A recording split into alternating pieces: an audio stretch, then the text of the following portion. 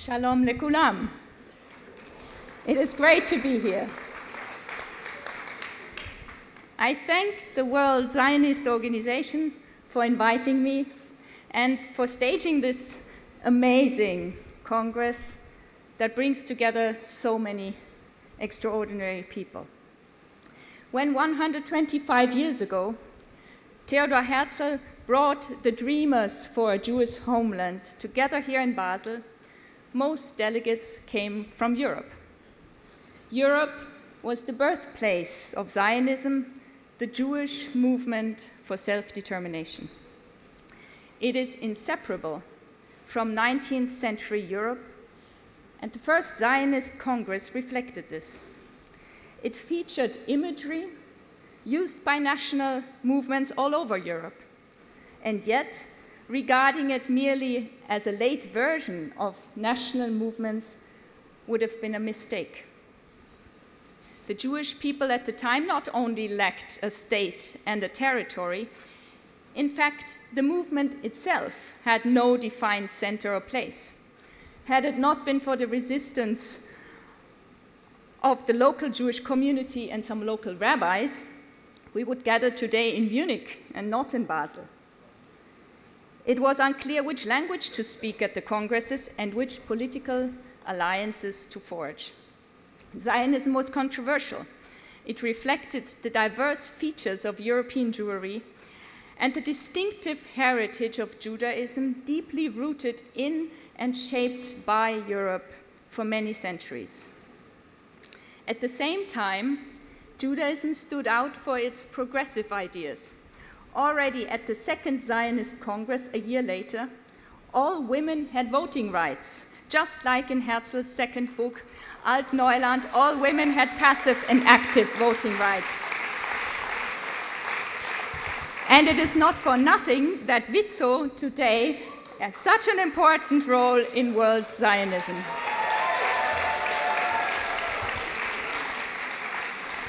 It is widely known that Herzog's conviction that the Jews needed a state of their own came out of the observation of the Dreyfus trial in France of the 19th century. He sensed a fundamental anti-Jewish prejudice. Despite the fact that in France, Jews were fully participating in society, despite some even being key patrons of French culture, financing artists, musicians, and musea, some of which we still see and marvel today. Many French Jews could not believe until it was too late that this state would turn against them in the 1930s and follow the horrific German example. After the catastrophe of the Shoah, a state of their own was the last remaining hope for many European Jews. A state where they would be safe and able to create a society based on Jewish values, culture, and religious traditions. When Herzl organized the first Zionist Congress, Europe was the home to the biggest Jewish community in the world. Almost 90% of the Jews lived in Europe. After the Shoah, it is home to only 9%. This tragedy is a fundamental part of the story of European integration. Europe has a responsibility to remember and has an enduring obligation to protect its Jewish communities not only at home, but also abroad. As European Union, we want to ensure that Jewish life in Europe can thrive, that Jewish community life today can be vibrant, and it is. New synagogues and community centers are being built. Most recently, Jewish communities have opened their doors to help refugees fleeing the war in Ukraine. Countries like Portugal, Spain, and Austria are rediscovering their Jewish heritage.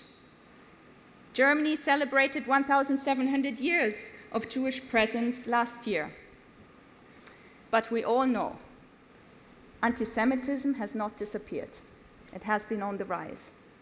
it still poisons our society. Anti-Semitic attacks happen today in Europe. So every new generation must take responsibility so that the past cannot repeat itself. Jewish life prospers in democracies where human rights are respected, rule of law is enforced, and the judiciary, media, and research are free from political influence. We want to ensure Europe remains a place where Jewish communities flourish. So in October last year, the European Commission adopted its first ever EU strategy on combating anti-Semitism and fostering Jewish life. The two go together. With almost 100 initiatives, we want to roll back anti-Semitism in the coming decade, that age-old hatred that Herzl observed, together with state authorities, with the Jewish communities, of course, and with a broad society of civil society actors. We can only do it together. So very importantly, the 27 EU member states in March this year, by unanimity, committed to developing their own national action plans against anti-Semitism by the end of this year, and we will support them and hold them accountable to it.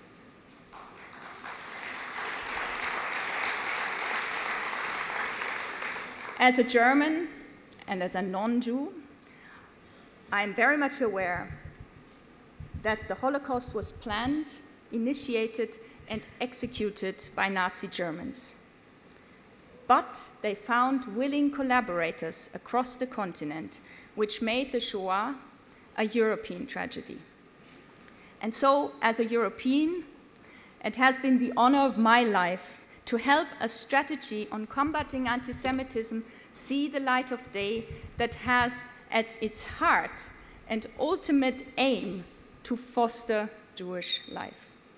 As the final sentence of the strategy reads,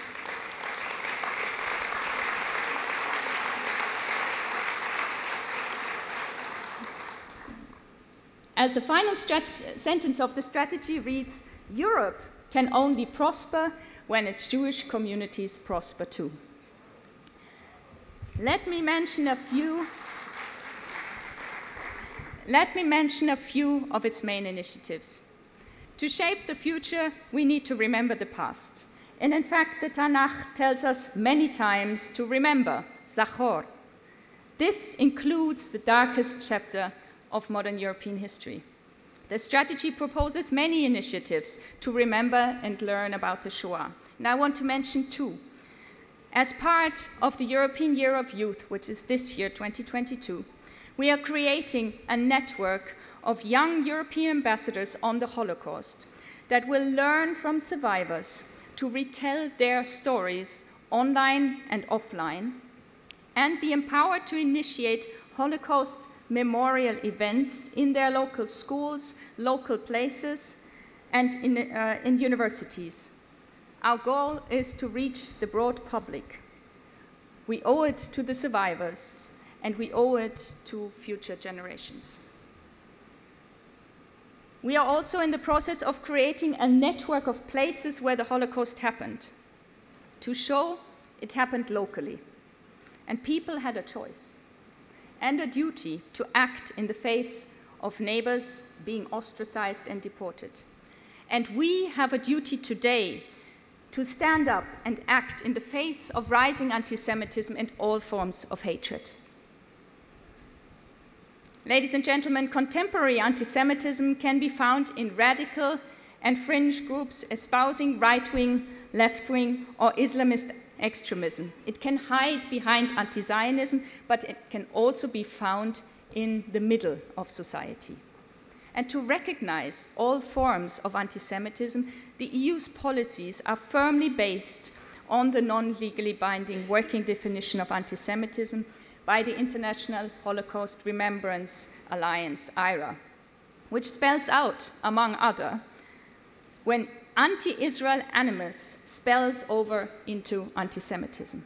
For example, by denying the Jewish people their right to self-determination by claiming that the existence of the State of Israel is a racist endeavor. Our surveys show that Israel-related anti-Semitism is the most common form of anti-Semitic prejudices encountered online by Jews in Europe today. Instead of using the age-old slur Jew, today anti-Semites hide behind the word Zionist. However, no covers will deceive us to recognize the hatred for Jews behind it.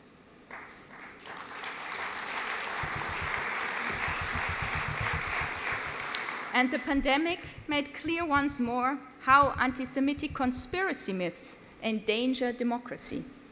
If you are of the opinion that some secret force sets the rules rather than your elected government, your trust in democracy is pretty low. Recognizing anti-Semitism is in particular important for frontline actors such as state prosecution, police, and teachers, but also for the media and social workers. The EU strategy therefore proposes systematic trainings based on the IHRA definition, and member states have committed to endorse and use the definition, in particular for education and training purposes, including for law enforcement and judicial authorities. Now, the internet remains the #1 entry door for anti-Semitism into our living rooms. This data highway needs clear rules, and our reaction is threefold. With the recent Digital Services Act, the Commission has proposed legal obligations for internet platforms that will ensure more transparency, better redress mechanisms for users, and can result in fines in case of non-compliance. This legislation, once in force, will have teeth. Secondly, we want to empower civil society actors that address hatred online, and they do an amazing job. We want to develop a network and connect them so that we can detect anti-Semitic hate speech in the 24 EU languages, as well as in non-EU languages that transport anti-Semitic content into the EU. And thirdly, we want to encourage better state prosecution of online haters, because what is illegal offline is also illegal online. And that includes, by the way, Holocaust denial, condoning the Holocaust, and trivialization of the Holocaust, because this is illegal according to European legislation, and this legislation needs to be enforced. Finally, we also put our money where our mouth is. The EU is making significant funding available across the different European departments to support this strategy. To give you one example of a very concrete project, we're very proud to financially support the European Union of Jewish Students with an annual grant of over €500,000 and the possibility to hand this down also into projects to their national subsidiaries to empower Jewish activism on campus. This includes, by the way, discussions about Zionism. They recently ran a campaign, Theodore and I, Zionism and Young European Jews, to discuss what Zionism means for young Jews in the diaspora in the 21st century. You can imagine the diversities of views in these discussions. This November, we will also hold our first civil society forum on combating anti-Semitism, bringing together more than 250 organizations to network and build capacity to use EU funds. Finally, the strategy also seeks to place Europe firmly in the lead of the global fight against anti-Semitism. We will use all our available tools, including also our political and human rights dialogues, to call on partners to actively combat anti-Semitism. Ladies and gentlemen, in the early days of the State of Israel, Prime Minister Ben-Gurion said, "Independence does not mean only liberation from a foreign yoke. Independence has a positive meaning, and that is the most important. The positive content of independence means responsibility. It is independence of the heart, and it is independence of the will. The recent visit to Israel by Mrs. Ursula von der Leyen, the President of the European Commission, was an expression of the close relations between the State of Israel and the European Union. Israel is a key partner for the European Union, also in the fight against anti-Semitism. In her speech at the Ben Gurion University of the Negev, where she received an honorary doctorate, she said, "Throughout the centuries, the Jewish people have been a light unto the nations, and they shall be a light unto Europe for many centuries ahead." End of quote. We are united with Israel and the Jewish people in our values that we cherish: democracy, pluralism, and freedom. Long live Europe, Am Israel Chai.